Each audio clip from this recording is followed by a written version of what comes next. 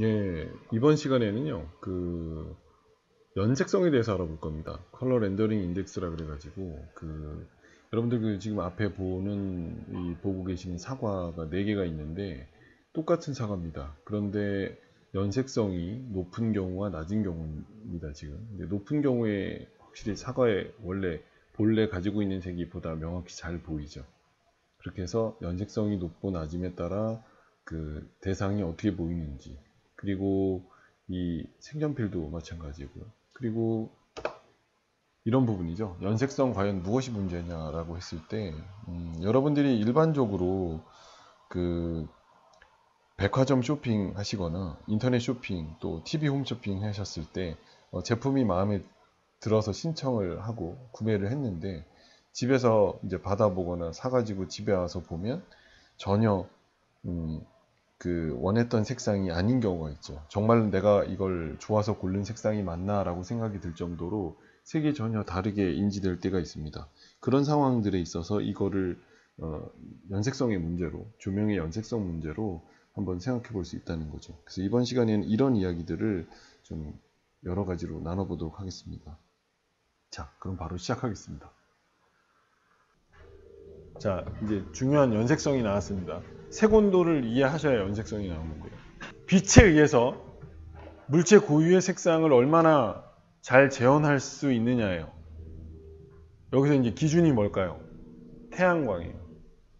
그래서 단위는 RA 뭐 이렇게 써요. 근데 100RA 정도 되면 연색성 최고값이에요. 그래서 이거는 태양광에서 사물을 보는 거예요. 한낮에 태양에서 이렇게 태양을 봤을 때 그 색을 정확하게 인지할 수 있는 값을 기준으로 보고 가장 이상적인 연색성이 높은 좋은 값으로 우리가 이해하고 있는 겁니다. 그래서 연색성은 CRI라는 용어로도 같이 써요. 컬러 렌더링 인덱스라고. CRI라고도 얘기하죠. 그래서 연색성. 자, 그런데 이 연색성에 보시면 가장 연색성을 설명할 때 이해하기 쉬운 사례는 매장에서 물건을 샀어요. 여러분들이 신이나 구두나 옷이나 사왔는데 집에 와서 다시 보니 색이 매장에서 본 것과 달라요. 제품이 갑자기 변한 건 아닐 거 아니에요. 그죠? 음식도 아니고. 조명의 연색성이 다르기 때문이죠. 만약에 매장에서 여러분들이 물건을 샀을 때 요즘은 좀 다릅니다. 할로겐 램프가 예전에 주로 달려 있었어요. 할로겐 램프는 연색성이 좋거든요. 백열전구 계열이라. 그래서 상품이 갖고 있는 고유 색상을 그대로 보여줘요. 근데 집에 오면 지금보다 더 옛날이니까 LED 이전이면 지금도 그렇습니다만 대부분 뭐 써요? 한국의 가정환경에 형광등 쓰거든요. 형광등은 연색성이 매우 안 좋아요. 그러니까 색이 이상하게 보이는 거예요. 여기서 제가 문화적 측면을 얘기할게요. 자, 대부분의 한국인이 형광등을 쓰는 실내 공간 환경에서 쓰고 그 색을 맞다고 판단하면 반대로 백열전구 조명 환경에 가면 우리는 누런데? 색이 떠 보이는데? 라고 느껴요. 근데 제가 말씀드렸죠. 연색성이 형광등이 높아요? 백열전구가 높아요? 예, 연색성은 백열전구가 훨씬 좋아요. 그러면 사물이 갖고 있는 고유한 색을 보여주는 건 형광등이 뛰어난 거예요? 아니면은 백열전구가 뛰어난 거예요? 백열전구가 뛰어난 거예요. 그러면 백열전구 밑에서 우리가 누렇다고 보이는 게 그게 누런 거예요? 아니라니까요. 그런데 우리는 왜 누렇다고 느껴요? 맨날 형광등 환경에 사니까. 그리고 우리는 형광등 환경이 백색이라고 믿는 거예요. 유럽인, 미국 사람들이 그렇게 느낄까요? 아니에요. 걔네는 형광등 불빛 퍼렇다고 생각하는 거예요. 왜? 주로 백열등 환경에 사니까. 제가 연색성 설명하고 있죠, 지금. 근데 조명은 뭐라 그랬어요? 문화적 관점으로도 해석할 수 있다니까요. 어느 게 정답이다? 없어요. 다만 연색성이라는 측면만 딱 떼놓고 봤을 때는 형광등보다는 백열전구가 보다 바람직한 답입니다 라는 얘기를 하는 거예요. 내지는 자, 오늘날 한국 대부분 LED를 많이 쓰려고 노력하잖아요. 그러면 고연색성을 연출할 수 있는 조명 환경을 만들어야겠죠. LED 조명 환경 하에서. 그게 더 중요하다는 거예요. 그래서 제가 연색성 설명할 때 이 얘기를 힘주어 말씀드리는 거예요.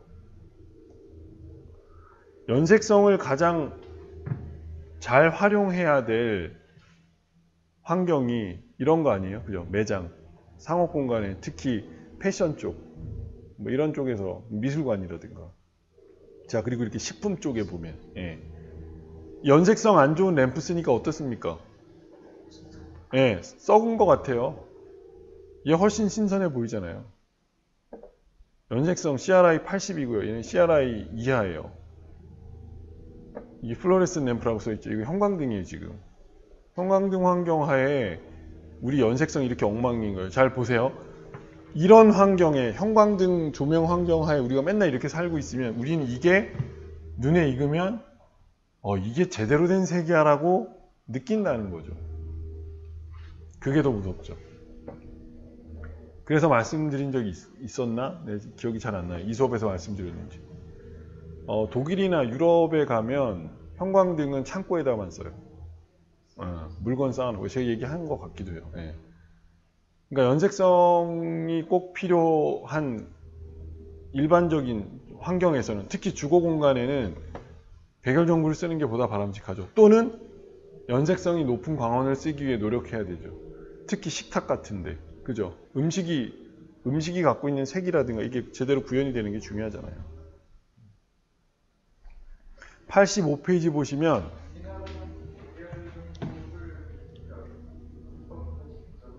그래서 그 말씀 드린 거예요. 백열전구 거의 못 쓰기 이제 생산 안 하잖아요. 자, 그러면 대안이 없네요, 우리. 그래서 제가 말씀드린 거예요. 백열전구 못 쓰게 하잖아요.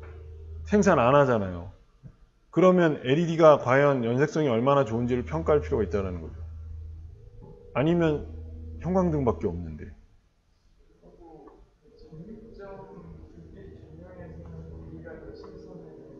그렇죠. 잘 보세요. 나중에 설명드릴 건데 정육점 조명은 목적이 뭐죠? 네, 고기가 먹음직스럽게 보이게 하는 게 목적이에요. 잘 들어보세요. 고기를 먹음직스럽게 보이게 하는 게 목적이에요. 연색성하고 관계가 있어요, 없어요? 없다니까요. 결론적으로 이렇게 없어요. 근데 연색성은 뭐예요? 그 사물이 갖고 있는 색을 그대로 전달하느냐 안 하느냐만 보는 딱 그 기준이에요. 그죠? 마찬가지죠. 만약에 청량음료, 나중에 아마 설명드릴 것 같긴 한데 청량음료를 파는 매장이면 색 온도가 높은 게 좋을까요? 낮은 게 좋을까요? 높아야 좋아요. 코카콜라 캔이나 뭐랄까 포카리 스웨트 이런 이온 음료 같은 게 색 온도가 낮은 그런 조명 하에 있다면 말 그대로 제가 청량 음료를 청량하지 않아요. 뜨뜻미지근해 보여. 이 실험 실제로 했어요. 일본에서 조명 탐정단에서. 그랬더니 사람들이 안 사간다는 거예요. 그러니까 결국은 연색성하고 상업적 목적으로 색을 왜곡시켜서 보다 부각시키는 거는 좀 다른 거죠. 근데 정육점 조명은 어느 쪽이냐 하면 고기 자체를 보다 먹음직스럽게 사고 싶게 만드는 거죠. 그런 특징에서 보면 얘는 연색성하고는 관계가 없는 거죠. 예. 오히려 연색성을 왜곡시키는, 엄청나게 왜곡시켜서 고기 자체가 방금 썰어 놓은 것처럼 피 뚝뚝 떨어지고 먹고 싶게 만드는 거죠. 다른 거죠, 목적이. 그럼 연색성 높은 조명은 어디서 필요해요? 인류 레스토랑이라면 필요할 수도 있죠. 또 그림을 그리는 화가라든가 또는 아이들 공부방 같은데 디자이너들에겐 필요하지 않을까요? 적어도 특히 섬유 만지고 있는 의상 디자이너나 섬유 디자이너는 연색성 좋은 조명 환경에서 쓰는 게 맞아요. 자신의 그 빛의 환경을. 미술관도 그렇고. 그러니까 그런 개념으로 이해하시면 연색성이 어떻게 쓰일 수 있는지 알 수 있을 것 같아요. 굉장히 좋은 질문이시네요. 저도 사실은 그렇게까지 생각해 본 적 없는데 질문 받고 나서 생각해 보니 그랬어요. 감사합니다. 그 85페이지에 나와 있는 거는 이제 연색성의 그 기준에 대한 이야기예요. 여기 나와 있는 9개의 이 셀이 있죠. 이렇게 놓고 평가를 한다는 거예요. 그래서 9개의 색을 놓고 여기 보면 고연색성 형광등이라고 나와 있잖아요. 요 기준에 놓고 이 색이 얼마나 한낮의 태양광과 가까운지를 보고 연색성이 좋은지 나쁜지를 평가하는 거죠. 그렇게 봤을 때 고연색성 형광등 99까지 나온 건 이렇게 되어 있고요. 형광등은 연색성 떨어지죠. 일반적으로. 그래서 61. 고압 나트륨 램프는 더하죠. 25밖에 안 되니까 이렇게 제대로 색이 보이지 않는 거고, 메탈 할라이드도 한 70 정도 되고요. 이렇게 보시면 됩니다. 자, 그래서 중요한 얘기를 좀 드릴게요. 85페이지 한번 보세요. 85페이지 네 번째 줄에 있는 얘기입니다. 그러니까 연색성 설명할 때 이 부분을 제가 꼭 설명드리는데, 더 중요한 건 뭐냐면요. 연색성에서 더 중요한 건 여러분 예전에 제가 그 설명 드렸죠. 간상체, 추상체. 그래서 여기서도 이게 적용돼요. 간상체는 밝고 어둠을 인식하는 거잖아요. 그래서 더 중요한 기준이잖아요. 색을 인지하기 위해서 밝기가 어느 정도 이상 반드시 필요하다라는 개념으로 보시면 돼요. 그래서 여기 보이시는 대로 노란색으로 써놓은 거, 연색성이 아무리 좋더라도 충분한 조도를 확보하지 못하면 사물을 제대로 볼 수 없다는 거죠.